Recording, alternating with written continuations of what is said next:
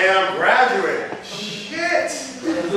I'm like, that is crazy. Like, if you know me at all, that is fucking Vassar College is just gonna hand me a diploma like everyone else. And then they're just gonna say, Matt Ellis-Hoffman, yeah, he graduated. Like, I'm just gonna like blend in with the rest of everyone else. Maybe no qualifying statement, no like, oh, by the way. It's just like, I mean, sure, my transcript's gonna have a few holes in it, but like, for the most part, it's gonna be like everyone else, you know, which is weird because they give distinctions for like achievements, you know, like it'll be like, Bill Smith, philosophy with arms, you know, or it'll be like, Tyson Blockwell, physics,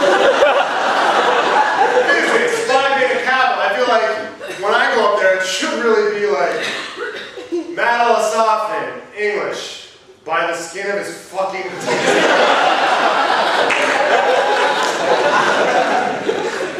Matt Ellis-Hoffman, English, against our better judgment.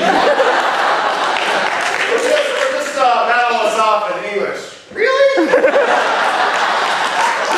Yeah, my mom went here, and she likes to remind me of that. And she went here, and she was Phi Beta Kappa, you know? She always reminds me that she graduated from Vassar, Phi Beta Kappa. So she goes, hey Matt, did you get Phi Beta Kappa? I say, I didn't check. I'm just gonna shoot from the hip here and say no. Check the list, you know, check the list, you might have gotten it. So I was like, okay. So I checked the list and, what a shock, I'm not on the list. So I go up there and I say, Mom, I hate to disappoint you, but, I didn't get Phi Beta Kappa. She goes, oh, okay, well, your grades weren't so bad. And then my dad is on the other end of the phone, just silent. He just sits in and he just goes, well, they probably took character into account, too.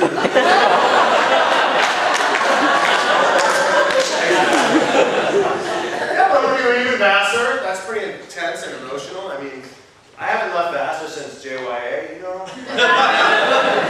And it's pretty crazy. I'm not one to brag, you know, I hate to toot my own horn, but the JYA program I got into was in California. It was really prestigious, really small, you know, kind of elite. You have to do all this crazy shit to get in there. Lots of famous alums. It's called the Promises Drug and Alcohol Rehabilitation Center. Lindsay Lohan is going back there right now.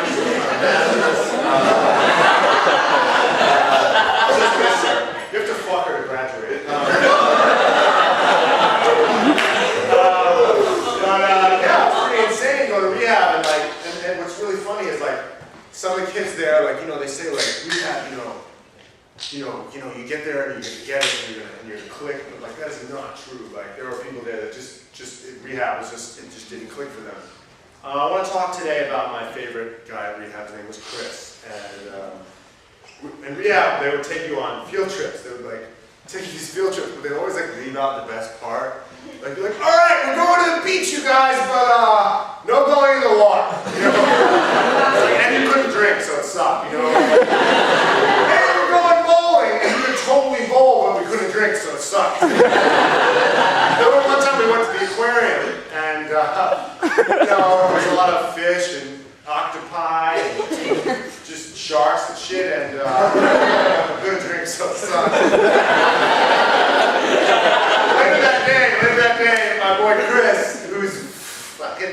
he's a squirty white dude from Seattle. He just was like talking to his mom on the phone. He was just like telling her about his day. He goes, yeah, so we got up early in the morning. We had some hella good breakfast, yeah, and then around the afternoon, we had some fucking lunch, and then after that, we went to, hey, yo, Matt, what's the name of that seafood joint we went to? What the fuck are you talking about?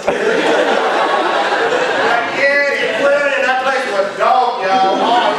And so Chris just didn't get it, so like one time, so what they do in rehab is they have you like talk through they ask you these really loaded questions. Talk us through the week before you got to rehab. Why don't you tell us about that? Was that good for you? And the answer is always like inevitably no, because like they want you to get to admit what a piece of shit you were before you got there and you change your ways. Like, you know, get to one person and be like, yeah, you know, I got thrown out of my house, I was living on the street, it was terrible, you know, I'm guessing another person, yeah, I OD'd, I was in the hospital, I almost died, it was really brutal. And then it got to my boy Chris, and he just goes, yeah, my life was sweet before I got here. He's like, really, your life was good? Yeah, my life was hella sweet. He's like, I had a fucking threesome before I got here. Okay, but like, emotionally, how are you doing? You know? And he just didn't get it. Like, he thought that answered everything. I had a fucking threesome. And he was like, no, but like, spiritually, like, how are you doing? He was like, there were 2 girls in my life. Fucking both. Kings. Stand. Fucking issues. And they're like, no, but like, existentially, like, how are you doing? And he's just like, there were 4 titties. Had to rotate. One girl had a 3rd nipple, so it was 5 nipples. And the best part was after that, he like comes over to me and goes, hey man, guess what? It only cost me like $80.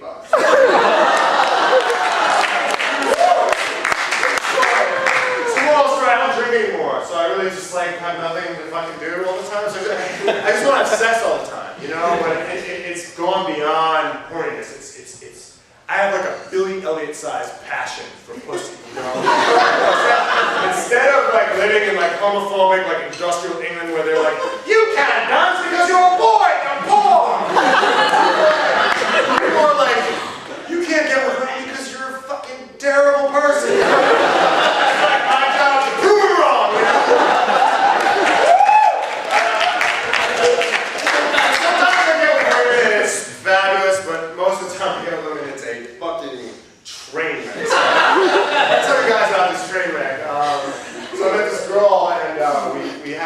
We had a one-night stand, and like as the one-night stand was in progress, I was about to put a condom on, and she was just like, no, don't put a condom on.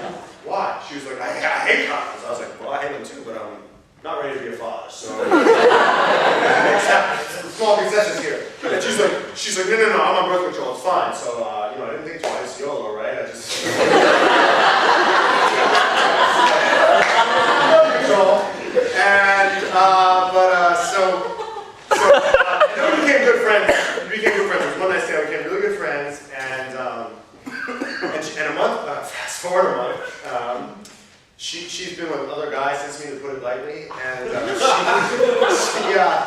she comes to me, she goes, Matt, you know, I'm so relieved. I was like, why are you relieved, dear friend? Can you tell me that? She's like, I just got my period. You? I was like, well, you're on birth control, so odds are good if you're going to get your period. She's like, no, I've been off birth control. And I was like, well, that was foolish for every subsequent encounter since me. And she's like, no, I've been off it for years. And I was like, what? You just fucking lied to me. And she just goes, she like hits me with the feminism. She just goes, it's my body. I'm like, what? That's almost as bad as if I told her I was wearing a condom and then wasn't, and then when she got mad, I'd be like, what? It's my dick. It's got I mean, that's two different things. And then this is the last time I'm with them, she threw at me, she goes, Matt, I don't care what you're worried about. People have to try to get pregnant. I'm like, oh. By you mean, oh, I didn't know. Oh, try. Oh, by you mean try? Do you mean have sex without a condom or birth control? FYI, people, when people say they're trying to have a kid, that's exactly what they're doing. They've been doing it for thousands of years and it's worked swimmingly. Getting pregnant isn't about intent. This isn't the Matrix. You don't have to believe. It's not like my sperm's just sitting around being like, no, you don't want to. Oh, okay. I'm glad I asked. Okay. So this is just a dry run, guys. We're gonna just take a dive into her cervical thing. I did like no research for this joke.